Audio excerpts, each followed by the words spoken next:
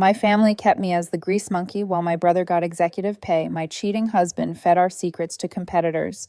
So I sold my $2.8 million patents to their biggest rival, took their major clients, and watched them beg me to save the business I just destroyed. Holy cow, guys. I've been lurking on this sub for months, reading your incredible stories, never thinking I'd have one worth sharing. Boy, was I completely wrong. This saga unfolded over about 18 months, and honestly, I'm still processing everything that happened. Grab some snacks and maybe clear your schedule because this is going to be a marathon. But I absolutely promise the payoff is worth every single word. Before I dive in, I should mention that I've changed some names and minor details for obvious privacy reasons, but everything I'm about to tell you is 100% true. My lawyer actually reviewed this post before I submitted it, just to make sure I wasn't opening myself up to any legal issues. I, 32, have been working on cars since I could barely see over the hood of my dad's pickup truck. What started as handing Robert tools in his garage at age 12 has grown into what you might call an automotive empire in our county. We own the main dealership specializing in heavy-duty trucks, a high-end custom shop building everything from monster trucks to racing vehicles, plus 3 regular repair shops.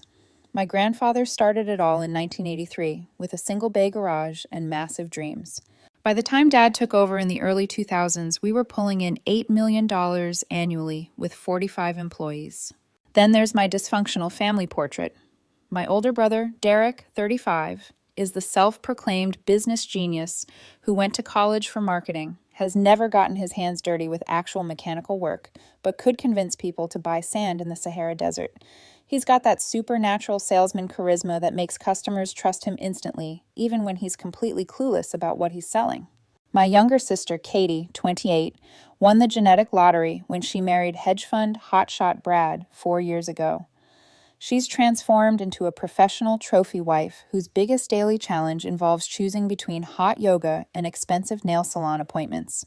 Katie used to work part-time doing admin stuff, but after marrying Brad, decided having a job was beneath her current social status. Then there's me, the woman who actually understands internal combustion engines at a molecular level. I've got my automotive engineering degree, every ASE certification imaginable, and I've designed custom performance parts that shops 3 states over purchase because they can't find anything comparable. I can rebuild transmissions blindfolded and diagnose problems just by sound. But somehow, despite being the technical backbone generating most of our profit through innovative solutions, I was always treated like the family grease monkey while Derek got groomed for the executive suite. My real problem started 3 years ago when I met John at a charity fundraiser Katie dragged me to. Looking back, that decision ranks with the Hindenburg disaster in terms of spectacular failures that should have been obviously terrible ideas. John was handsome, charming, and well-dressed, with the kind of confident grin that made you forget to breathe for a second. He seemed genuinely fascinated by my work, impressed by the family business, and loved riding in the custom trucks I'd built. We had a whirlwind romance, candlelit dinners, mountain getaways, long conversations about our future. He made me feel successful and accomplished, instead of just the family mechanic with some technical skills. We married after 8 months, complete with a $35,000 wedding my parents funded, reception at the fanciest country club, live band, open bar, the whole production. Our Bora Bora honeymoon probably cost more than most people's annual car payments. But reality crashed the party hard. John had very specific expectations about what marrying me meant in terms of lifestyle and financial security. He'd researched our family business online, seen articles about our success, and convinced himself that being married to an owner's daughter meant immediate access to luxury. The problem? While our business was successful on paper, I was still just an employee making $85,000 plus $15,000 in bonuses. Decent money for comfortable living, but definitely not new Range Rover every 2 years and quarterly European vacations money. John started making increasingly pointed comments about how Derek earned significantly more, despite not contributing anything meaningful. He'd complain that Katie jetted off on fancy vacations with Brad while we drove my custom F-150 that I was proud of because I designed it myself. He pushed me constantly to demand more money from Dad, insisting I was being taken advantage of. "You're the one with real skills," he'd say. "You make this business work. Why let them treat you like hired help?" The thing that stung was, he wasn't entirely wrong.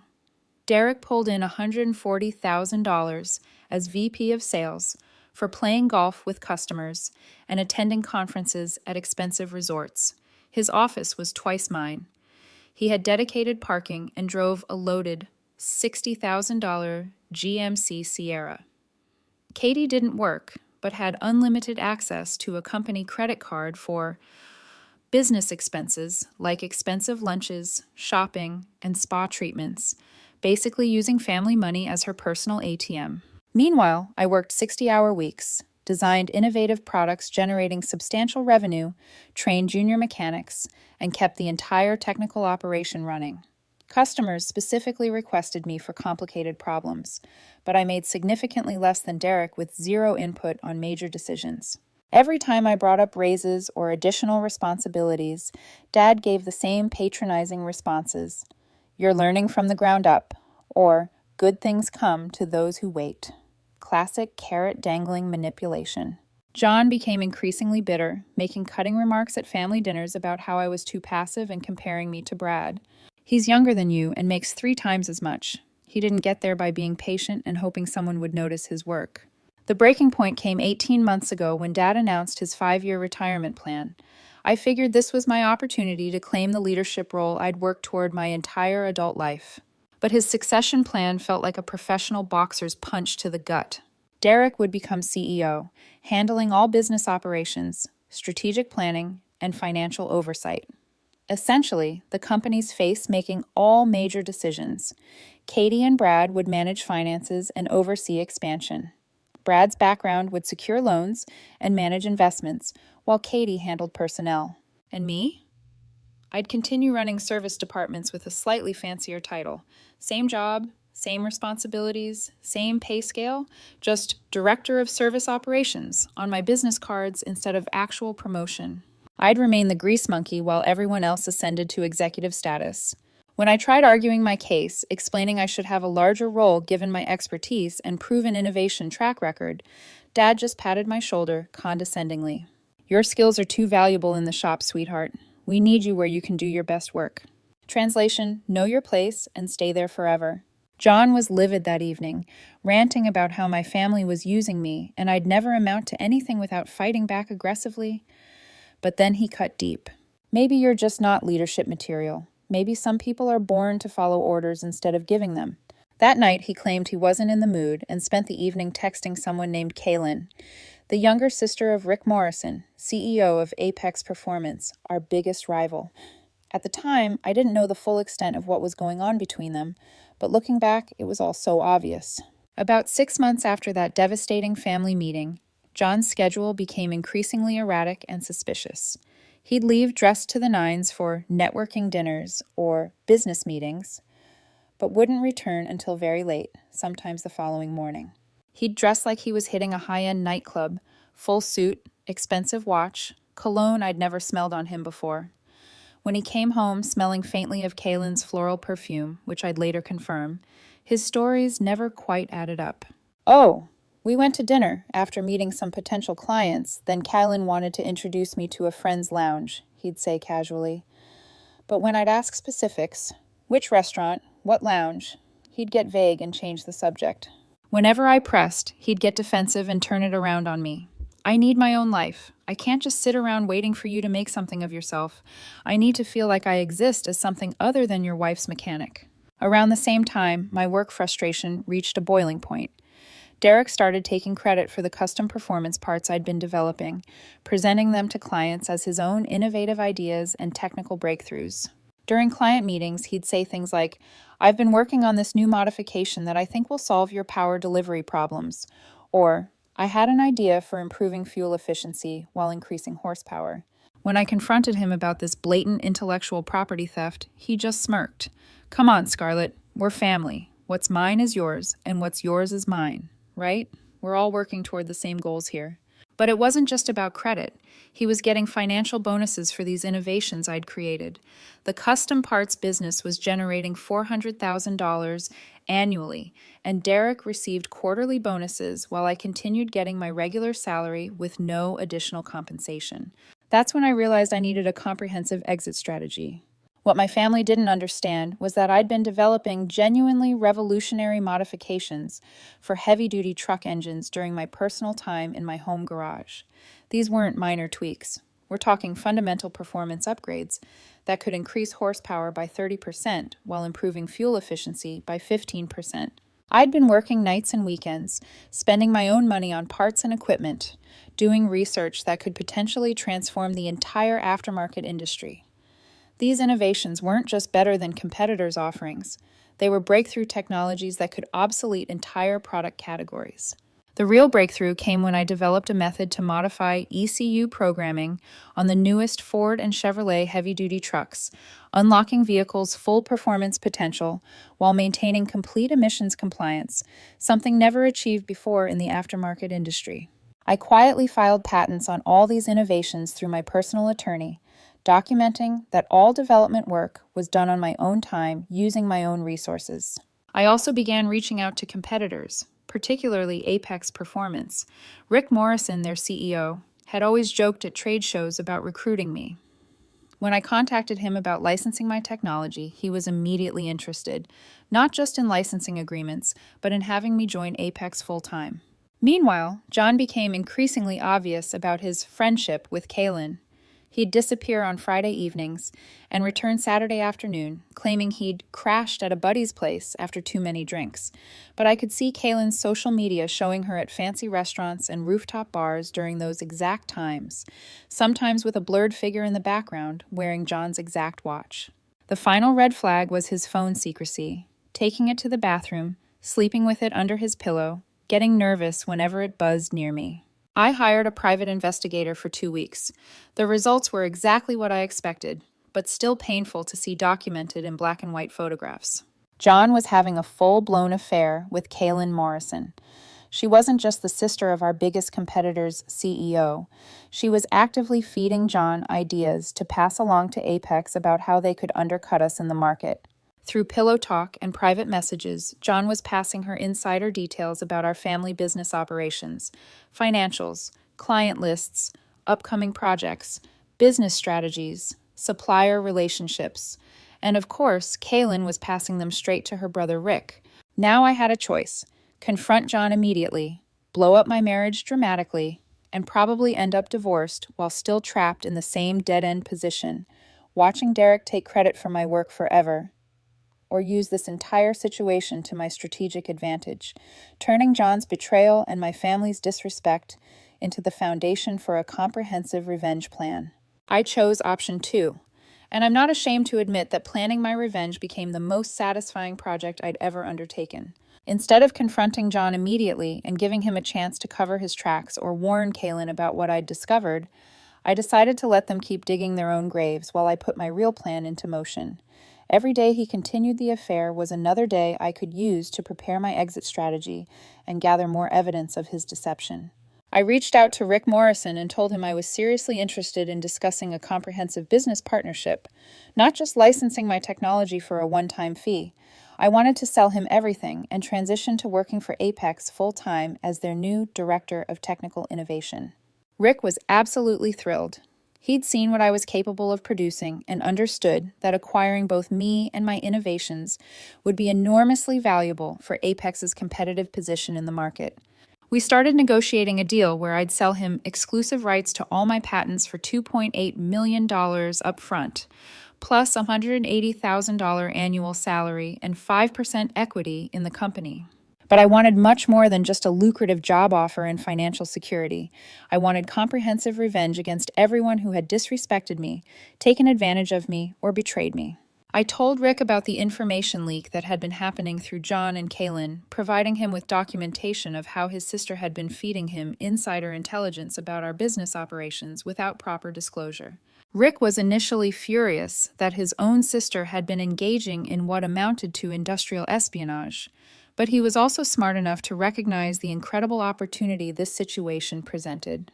We developed a comprehensive plan that would not only extract me from the family business, but systematically destroy their competitive advantages and market position in the process. The strategy was elegantly simple, but devastatingly effective. I would continue working at the family business while secretly preparing to transfer 3 of our most valuable clients to Apex when I made my departure. These weren't just any customers. We're talking about the local mining company that spent $300,000 annually on truck modifications and fleet maintenance. The regional construction company that purchased 20 to 30 custom vehicles every year. The professional racing team whose engines we'd been building exclusively for the past 5 years. These 3 clients represented approximately 40% of our annual revenue. Losing them would be catastrophic for the family business. I'd also been cultivating strong personal relationships with our key suppliers over the years, and they were getting increasingly frustrated with Dad's old-school negotiation tactics and Derek's habit of making unrealistic promises he couldn't deliver on. They preferred working with me because I actually understood the technical requirements, provided accurate timelines, and didn't jerk them around with last-minute changes or unreasonable demands. Over the next 8 months, I quietly copied client contact information, documented all our proprietary processes and techniques, and essentially prepared to walk away with the entire technical infrastructure that made our business successful. I was careful to only copy information during my regular work hours and only access files that were legitimately part of my job responsibilities. So I wasn't technically stealing anything or violating any computer access policies. John, meanwhile, was becoming increasingly careless about his deception. He started staying out overnight during weekdays, claiming he was meeting investors with Kaylin. He bought a whole new wardrobe using our joint credit cards, tailored suits, designer shoes, cologne that screamed midlife crisis. He even started charging expensive spa treatments and fine dining to our account. The final financial red flag came when I discovered he'd opened a separate bank account and had been systematically transferring money from our joint savings, about $25,000 over 6 months, money that was supposed to be going toward a down payment on a house we'd been planning to buy. When I asked him directly about these transfers, he claimed it was for investment opportunities that would benefit both of us, and became angry that I was monitoring him like some controlling wife. "I'm trying to build something for our future," he said indignantly. "I'm trying to make us money instead of just sitting around waiting for your family to decide to pay you what you're worth." But I knew the truth. He was building a financial cushion to support himself during his transition from being my husband to being Kaylin's kept man. That's when I knew it was time to execute my carefully planned revenge. 3 weeks ago, I had everything perfectly positioned for the most satisfying confrontation of my life. My deal with Apex was finalized, contracts signed, and money already transferred into escrow accounts. My patents were legally transferred to Apex. I had signed agreements with all 3 major clients to move their business to Apex upon my departure, with financial incentives that made the transition even sweeter for them. But I wanted to make absolutely certain my family understood exactly why this was happening, who was ultimately responsible for the destruction of their business, and how their own actions had created the situation they were about to face. I set up an elaborate trap for John and Kaylin that would definitively prove they were still actively betraying me. I deliberately left some fabricated financial documents on my home computer showing that the family business was planning a major expansion that would significantly increase my income and give me a substantial ownership stake. The fake documents showed a planned $5 million expansion, new government contracts worth $2 million annually, and a restructuring that would make me a full partner with a $200,000 salary and 25% ownership of the company. I made sure they looked completely authentic and left them in a folder on my desktop where John would easily find them during one of his habitual snooping sessions. Within 48 hours, Rick called me to confirm. Kaylin had already contacted him to warn Apex about our supposed expansion plans. That was all the confirmation I needed. Then I had a carefully orchestrated conversation with Derek where I pretended to be extremely excited about some new military contract we were supposedly bidding on, potentially worth about $1.5 million annually for custom vehicle modifications. I made sure to mention specific details about the contract requirements, the timeline for implementation, and how much additional staff we'd need to hire. I knew Derek would immediately run to Dad with this information, and they'd start making financial plans and operational changes based on revenue that would never materialize.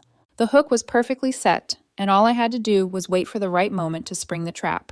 That moment came last Friday when I walked into Dad's office for our regular weekly operations meeting. Derek was there as usual along with Katie, who'd been attending more meetings lately, because Brad thought she should be more involved in the family business operations and financial planning. I sat down at the conference table and laid out my carefully prepared trap with the calm confidence of someone who knew exactly about how the next few minutes were going to unfold. I've been thinking seriously about the retirement transition plan we discussed, I began, and I have some significant concerns about the technical side of the business moving forward. Dad immediately perked up, probably expecting me to finally accept my designated role and stop asking for more responsibility. I've been developing some new innovations over the past few years that could potentially be worth substantial money to whoever owns them, I continued. Derek jumped in before Dad could respond. That's great, sis. Innovation is exactly what we need to stay competitive. What kind of timeline are we looking at for implementation? Dad was nodding approvingly. Your technical skills have always been your greatest strength, Scarlett. I'm glad to see you thinking strategically about how to contribute to the company's future. That's when I dropped the first bomb. Actually, I've already filed patents for several breakthrough technologies, I said calmly, and since I developed them entirely on my own time using my personal resources, they belong to me exclusively. The conference room went completely silent. You could have heard a pin drop on the carpet. The expressions on their faces shifted from enthusiasm to confusion to dawning horror as they began to understand the implications. Katie was the first to speak, her voice high and shrill. You can't do that. That has to be illegal or something. You work here. Derek's face flushed red. Everything you know about this business came from us. You can't just steal our intellectual property and claim it's yours. Dad attempted to remain calm and diplomatic, but panic was showing in his eyes. Scarlett, let's discuss this rationally and professionally. I'm sure we can work out some kind of mutually beneficial arrangement that recognizes both your contributions and the company's investment in your development. I smiled at all of them and delivered the line I'd been practicing. I've already worked out an arrangement with Apex Performance. The silence that followed was deafening. Then I dropped the second bomb. I'm quitting effective immediately, and I'll be taking my patents, my client relationships, and my supplier connections with me to my new position as Director of Technical Innovation at Apex. Derek shot up from his chair, voice shaking with rage. You backstabbing traitor, after everything we've done for you, after all the opportunities we've given you. That's when I dropped the final, most devastating bomb. Everything you've done for me, like paying me 40% less than Derek while I generated twice as much revenue, like planning to keep me stuck in the same subordinate position forever while you two got rich off my work, or maybe you're referring to my husband systematically feeding inside information about our business operations to your competitors. The looks on their faces were priceless. Shock, betrayal, confusion, and dawning realization that their entire world was about to collapse. I walked out of that meeting and drove straight home, where John was getting ready for another one of his business meetings. He was wearing a crisp new suit I'd never seen before, a flashy watch, and way too much cologne. I sat him down at the kitchen table and laid out everything I knew. The affair with Kaylin, the secret bank account, the systematic betrayal of my trust, the information leaked to Apex Performance, all backed with documentation and photographs. He tried the denial route first. I don't know what you're talking about. You're being paranoid and controlling. Then he switched to blame shifting. This is your fault. If you had any ambition, if you fought for what you deserved, instead of just accepting whatever scraps your family threw at you, I wouldn't have had to look elsewhere for someone who actually has goals and drive. Finally, when those failed, he got cruel. Kaylin treats me like a king. She has ambition. She has plans. She's actually going somewhere in life while you're content to be your daddy's little grease monkey forever. I just laughed. Funny you should say that. Kaylin's brother fired her yesterday after discovering the information leak. And Apex is planning to sue both of you for industrial espionage. Good luck building a future with an unemployed woman who's about to be blacklisted from her entire industry. Then I delivered the knockout blow. Oh, and John, I'm filing for divorce on Monday morning. Good luck explaining to your lawyer where that $25,000 went. and how you're going to support yourself now that your sugar sister is broke." John's face drained of all color. He sputtered, searching for something to say, but nothing came out. I stood, grabbed my bag, and walked out, leaving him sitting there in his tailored suit, the uniform of a man who had just lost everything. But that dramatic confrontation was just the opening act of my revenge symphony. Over the weekend, Apex Performance made a series of strategic announcements that sent shockwaves through the entire industry. They unveiled a revolutionary new performance division, featuring exclusive breakthrough technology that would completely transform the heavy-duty truck market and obsolete current aftermarket solutions. They also announced they had secured partnerships with major clients in the mining and construction sectors, and hired a new director of technical innovation, me, with an exclusive patent portfolio. By Monday morning, my family's phones were ringing off the hook. Clients were canceling orders, suppliers were demanding clarification, and competitors were circling like sharks. Dad called me every hour, each message more desperate than the last. Derek left a dozen voicemails, swinging wildly between legal threats and begging me to come back and work this out as a family. Even Katie texted nonstop, accusing me of destroying the family legacy and being selfish. Within a few days, the full damage became clear. Losing my innovations and 3 major clients meant an immediate 60% drop in revenue. The custom parts business, gone. The annual $1 million+ from key contracts, gone. To make matters worse, Dad had taken out a $3.2 million business loan for expansion based on the fake military and government contracts I'd fed them through Derek. Now, without the projected revenue, they were staring down bankruptcy. And I wasn't finished yet. I'd also been quietly documenting the company's gray area practices over the years: warranty fraud, emissions compliance manipulation, paying workers under the table, nothing that would land anyone in prison, but enough to trigger expensive regulatory investigations. One by one, I sent anonymous reports to the EPA, IRS, and State Labor Department.